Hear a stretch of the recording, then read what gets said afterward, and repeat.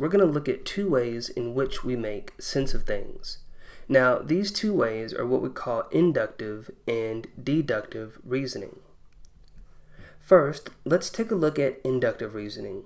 We oftentimes refer to this as the bottom-up approach. And with this approach, we have four primary components.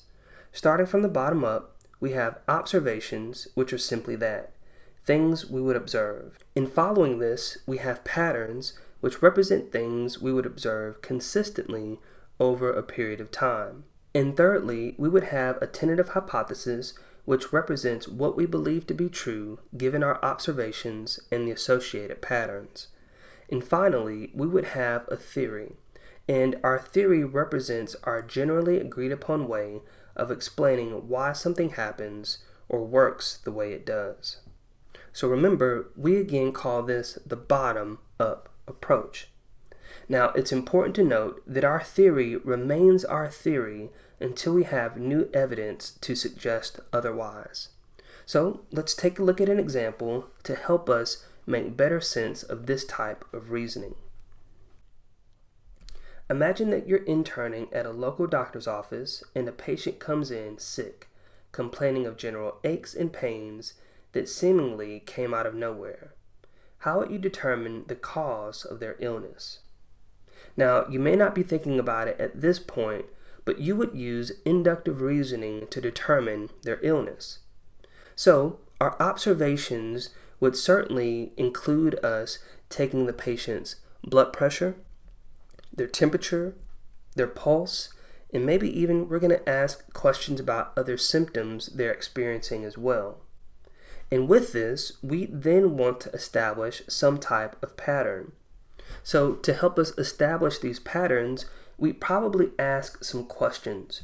We want to ask the patient where you've been, who have you been around, what you were doing at the time that you noticed feeling sick.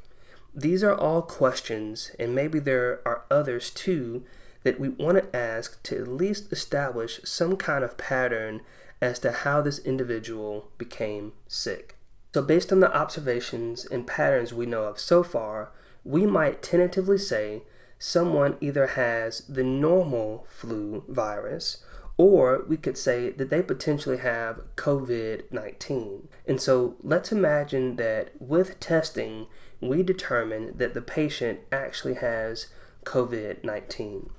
So for inductive reasoning, what we're saying is that if we happen to see other patients besides this one who has similar observations to our patient, similar patterns, we might also say that they have COVID-19.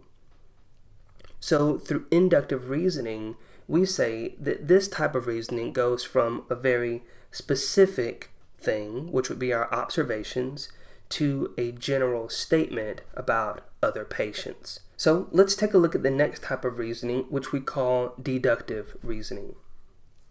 We oftentimes call this the top-down approach. And with this approach, we also have four primary components. Again, starting from the top down, we have a theory, which again represents our generally agreed upon way of explaining why something happens or works the way it does. This is followed by the hypothesis, which explains what we believe to be true. And from this, we'd seek observations to either support or confirm our hypothesis. And if our observations support the hypothesis, we can say that our theory is true.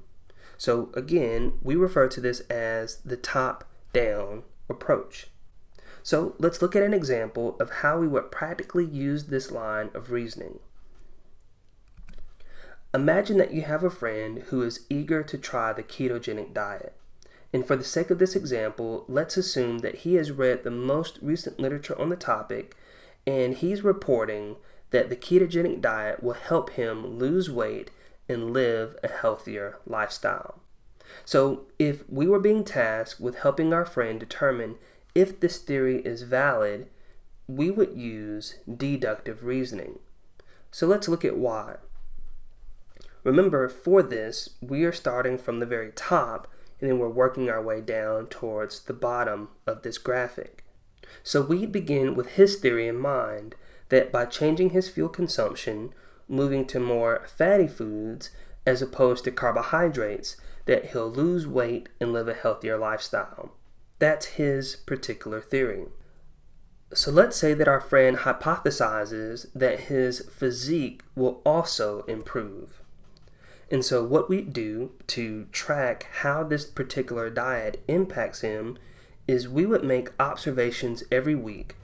So every week we're going to be measuring his weight, and let's say we're also going to assess his blood pressure just to give us a general idea about his cardiovascular health. And let's say that at the end of this period that he's on this diet, let's imagine that our friend does have an improved physique and that he's lost the weight he was intending to.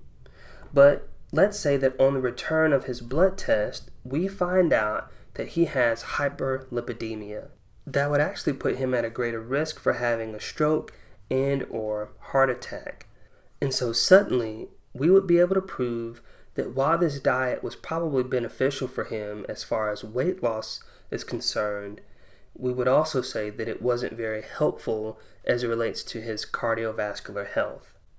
And so again, with deductive reasoning, we typically refer to this as going from a very general statement to having a specific confirmation about a given theory.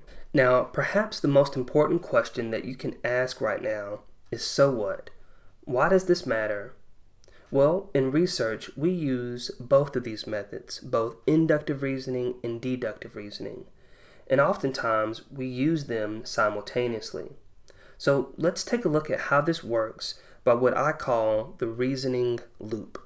So essentially, what happens in research is that we begin with a theory, and we take this theory, placing it into our deductive reasoning model. And as a result, we end up with specific observations about the theory we've tested.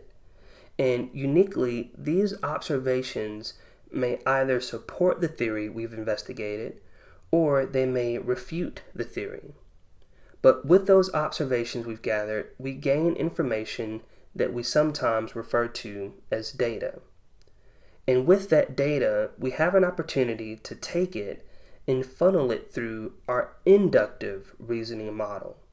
And it's through this model that we end up with a tentative hypothesis about what we're studying. And from that tentative hypothesis, we end up with a theory, which again is our accepted truth about why something happens or works the way it does, until we have new evidence that suggests otherwise.